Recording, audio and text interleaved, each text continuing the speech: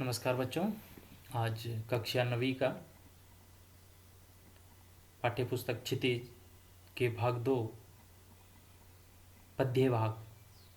क्षितिज भाग 1 पुस्तक का नाम है क्षितिज भाग 1। इसका दूसरा भाग गद्य भाग हम पढ़ चुके हैं, उसके 2 अध्यायों का अध्ययन कर चुके हैं। अब पद्यांश भाग के पद्य भाग के प्रथम अध्याय साखियाँ और शब्द का अध्ययन करेंगे।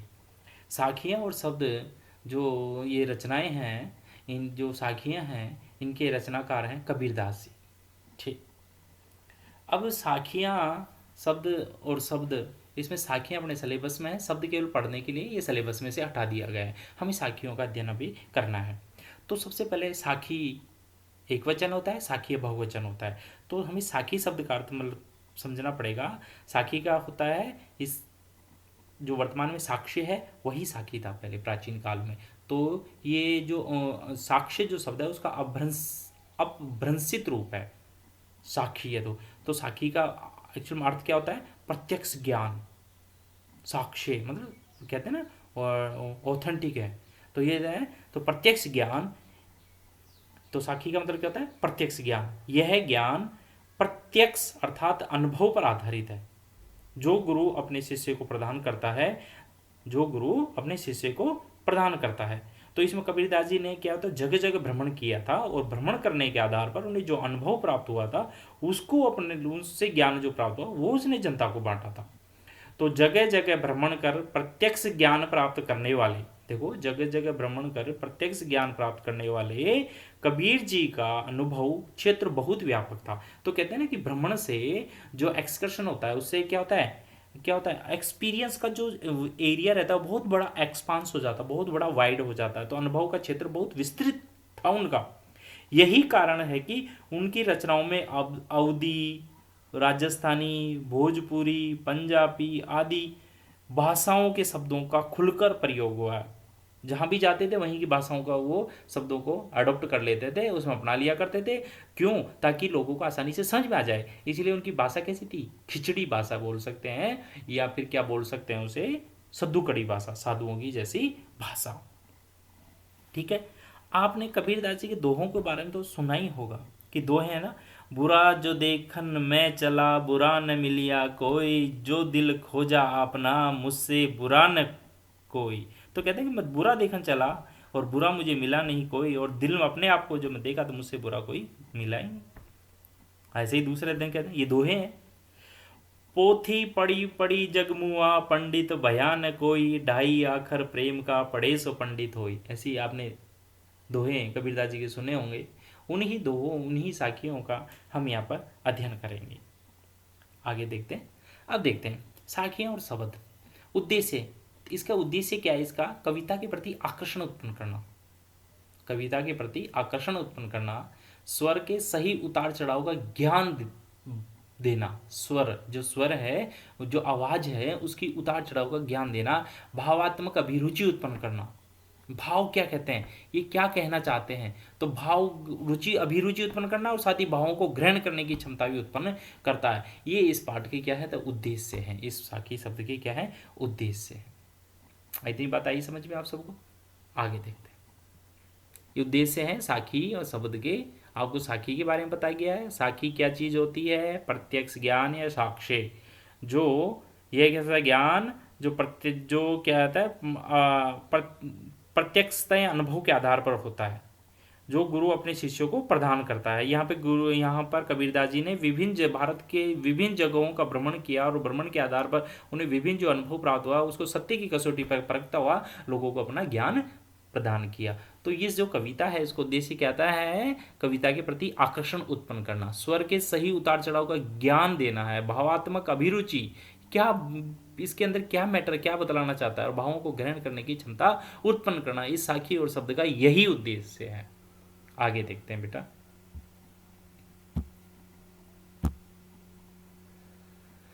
पूर्व ज्ञान। विद्यार्थी कबीर के दोहों का अध्ययन कर चुके। हम पूर्व ज्ञान अभी बताया थोड़ी देर पहले कि आपको ज्ञान कर चुके हैं। जैसे बुरा जो देखन मैं चला बुरा न मिलिया कोई, जो दिल खोजा अपना मुझसे बुरा न कोई।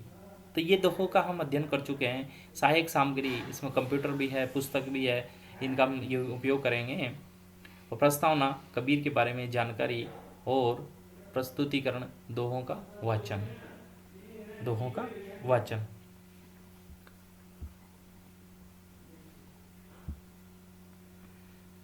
देखिए बेटा, ये कबीरदास जी थे, ये इनका व्यक्तित्व था, इस तरह के दिखते थे। ये कनपटी टोपी लगाया करते थे, मतलब ये कान तक ढकी रहती थी परंतु कान बाहर रहते थे, और ये टोपी रहती थी, गले में तुलसी की माला थी। तो और ये रामानंदी तिलक था, क्योंकि रामानंद इनके शिष्य, इनके गुरु थे, तो रामानंदी तिलक लगाया करते थे। ये इनकी ये वेशभूषा थी। ये थे कबीरदास जी। फोटो देखें ना आप पहचान जाएंगे कि कनपटी टोपी थी, हैं, तुलसी की बेजोल जड़ों की माला थी, हैं, और इस तरह की वेशभूषा इनकी थी, और रामानंदी तिलक था इनके चेहरे पर। तो कबीर के दोहों का हम अध्ययन कर चुके हैं, पूर्व में भी आपने पढ़ा होगा पिछली कक्षाओं में। तो उसके बाद में अब आगे की स्लाइड देखते हैं। प्रतिक्रिया सस्वर वाचन। आप अपनी कल्पना से ईश्वर के जिस रूप को देखते हैं उस पर 5 वाक्य लिखिए। तो आप जिस भी ईश्वर को देखते हैं, कल्पना में सोचते हैं, उसके ऊपर आपको 5 वाक्य आपको लिखने थे। जैसे वो भी ध्यान लगाते हैं किसी परमात्मा का, क्योंकि ये निर्गुण धर्म के उपासक थे, ये किसी भगवान के रूप आकार को नहीं मानते थे। ठीक है, ये तो ज्ञान मार्गी और प्रेम मार्गी शाखा के क्या थे, संत कवि थे, भक्ति काल के कवि थे। अब आगे देखते हैं। तो आपको अपनी कल्पना से ईश्वर के जिस भी रूप को मानते हैं उस पर 5 वाक्य लिखें। आप कौन से ईश्वर को मानते हैं उसके ऊपर आपको 5 वाक्य लिखने। कविता का सस्वर वाचन आपको इसमें करना है, अभी करवाएंगे आपको। आगे इसका जीवन परिचय देखते हैं एक बार। कबीर का जीवन परिचय। कबीर का जीवन परिचय। संत कबीरदास हिंदी साहित्य के भक्ति काल के इकलौते ऐसे कवि हैं जो आजीवन समाज और लोगों के बीच व्याप्त बाह्य आडंबरों पर कुठाराघात करते रहे। मतलब कहते हैं कि अकेले ऐसे भक्ति काल के इकलौते ऐसे कवि थे जो आजीवन समाज और लोगों के बीच व्याप्त जो आडंबर था, जो बुराइयां थी, भेदभाव था, ठीक है, छुआछूत थी, विभिन्न प्रकार की जो सामाजिक बुराई थी उन पर कुठाराघात किया, उन पर हमेशा हमला किया। तो इनका जीवन परिचय तो ये आपको सबसे पहले ये आपको याद रखना पड़ेगा कि ये हिंदी साहित्य के किस काव्यधारा कवि थे, भक्ति काल के। किस काल काव्यधारा कवि थे, भक्ति काल के। इनका जन्म सन 1398 ईस्वी में काशी में हुआ था। काशी वही बनारस जहाँ पर प्रेमचंद जी का जन्म हुआ था, वहाँ उनका ये क्या हुआ था, जन्म हुआ था। काशी में इनका जन्म हुआ था। कबीर की शिक्षा उचित प्रकार से न होने के कारण भी अनपढ़ ही रहे, क्योंकि गरीब परिवार, जुलाहा परिवार में जन्म हुआ था इनका, तो विचित्र प्रकार से अनपढ़ रहे। परंतु साधु संगति, पर्यटन मानी घूमना, भ्रमण करना, और अनुभव के कारण उन्होंने अपने ज्ञान को बहुत वृद्धि कर ली थी। कैसे? साधु जो पढ़े लिखे लोग होते हैं, जो ज्ञानी थे, बुद्धि थे, जो समझदार लोग, उनकी संगति की, अच्छे लोगों की पर्यटन किया, अनुभव के कारण उन्होंने अपने ज्ञान को बहुत विस्तार कर लिया। अब कबीर की जो प्रमुख महत्वपूर्ण जो रचनाएं हैं, कबीर ग्रंथावली में संकलित है। किसमें संकलित है? कबीर ग्रंथावली में। उनके 3 काव्य संग्रह हैं, बीजक, रैमेनी और शबद। कौन सी है? बीजक, रैमेनी और शबद। इनके द्वारा कुछ रचित रचनाएं गुरु ग्रंथ साहिब में भी संकलित हैं। कबीरदास जी संत प्रवृत्ति के व्यक्ति थे। किस प्रवृत्ति के व्यक्ति थे? संत प्रवृत्ति के व्यक्ति थे। कबीर ने सभी तरह के पाखंड, जितने भी पाखंड थे, भेदभाव थे, बाह्य आडंबर थे, इनका डटकर विरोध किया, जैसा मैंने आपको अभी बतलाया।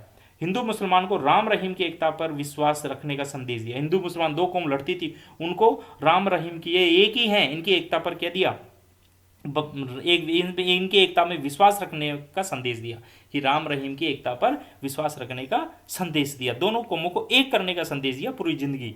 ठीक है, कि राम अलग है, रहीम नहीं, दोनों एक ही है। एकता की विश्वास पर बल दिया कि ईश्वर एक है। उनकी भाषा सद्दुकड़ी थी। सद्दुकड़ी आपको पहले बताया जा चुका है, जिसमें अरबी, फारसी, गुजराती, राजस्थानी, भोजपुरी, अवधी, पंजाबी, विभिन्न भाषाओं के शब्दों का मिश्रण मिलता है, और उन्होंने इसीलिए उनकी भाषा को सद्दुकड़ी कहा है।